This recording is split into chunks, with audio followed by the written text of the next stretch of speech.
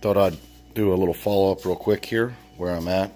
I just the other day cut more of the back end out of the Talon, kind of exposed a little more of what I'm trying to look at, and did some measuring. It looks like this area here I definitely need to move. I need to remove to get a closer measurement.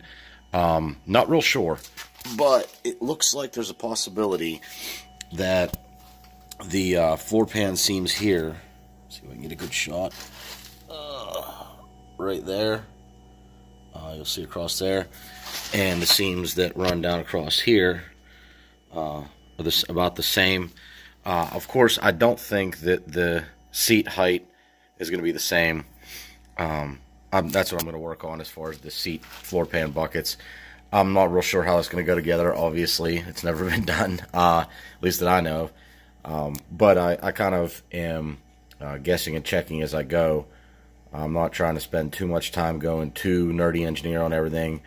Kind of some of the fun of the project is seeing where you go as you're doing it. I mean, it obviously is sort of butchered, but it's not truly butchered. I'm just cutting the shit out of it. I did notice some flaws and some shit like this here. I don't know what was going on here, but it's that metal's fucked. It's not really rotten, but it definitely cracked. I don't know what they did there. I don't know what's going on, but I was doing some measurements under the back the other day when I did cut all this out. I went ahead and gutted the ABS electrical lines that were left. Apparently this was originally an ABS car. As you can see, it's not too awful bad. It did sit in the junkyard for a little while, so it's got a little rust here and there, but nothing too dangerous for this rot area up here in Pennsylvania. I'm still debating if I'm going to leave those pillars in or take them out. I was looking at my spacing for the fuel tank. Since I'm not using an OE style one, I'm using the fuel cell. And I also don't know if I'll be forced to run my battery in the back.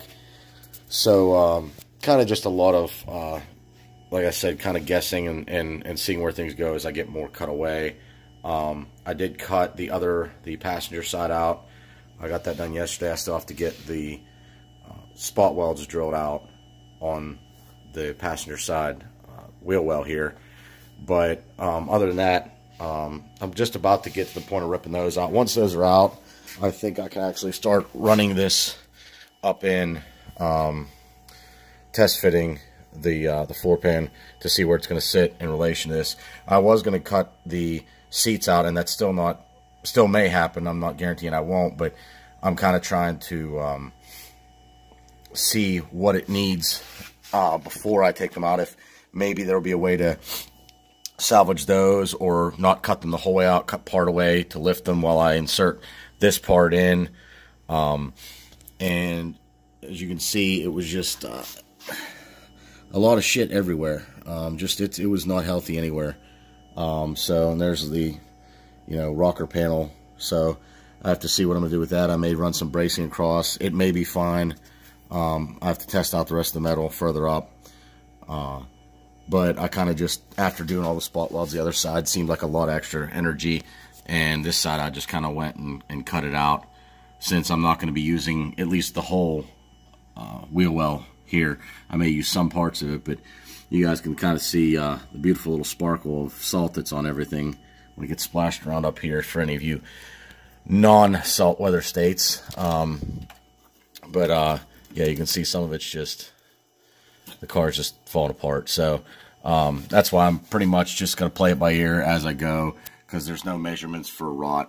So all the fast-talking engineering jockeys usually use a clean sheet of paper.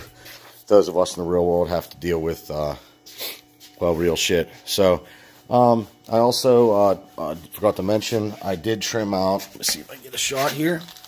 I did trim out all of my fuel lines all the way up. All my brake lines. There's that little trail of a piece over there I didn't rip out. No, that is actually, that's the frame rail. I did cut that out. Anyway, this is quite possibly one of the most ridiculous versions of fuel line running I've ever seen. It ran up under the frame rail right here, ran up on the firewall, across way down the lower firewall, up to the fuel filter, then up and over to the fuel rail right here, over through the, you know, obviously injection and everything, to the fuel pressure regulator. It runs out of the fuel pressure regulator down and runs a little tube underneath the fuel rail, which then runs, it would run right back here. It ran with the pressure and return run together, which Mitsubishi did a lot of. I don't know if they still do, but they did in the 80s and 90s. And right over there in the back corner there on the frame rail was where the fuel filter sat.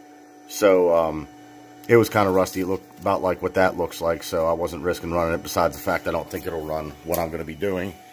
Not to mention it would probably be in the road over there, because the engine's probably going to sit from the timing side on over here and the tranny over here. So, but I did get, I found these are some stainless braided lines that were in the Talon chassis. They had some frozen water in them from sitting out in the yard underneath the car. So I'm going to draining those out right now, checking them, and I threw in a, you can see down in there, let's see if I can get a pointer in there. Back in there, there's a, come on, there we go. There's a, just an AN adapter, a little, I think it's aluminum adapter, just a little cheap universal one. But I'm going to try to maybe run these stainless lines, at least temporarily, until I get, because I'm probably going to run this car front-wheel drive with the all-wheel drive or subframe briefly, just to check everything out, make sure it works right, before I go with putting the engine swap in and making it fully all-wheel drive, since the car was already racked from the accident, and Lord knows what else I'll run into in the meantime. So, you know, kind of want to check as I go, not have 50 things to go back and look at, or at least not have 100 things to go back and look at.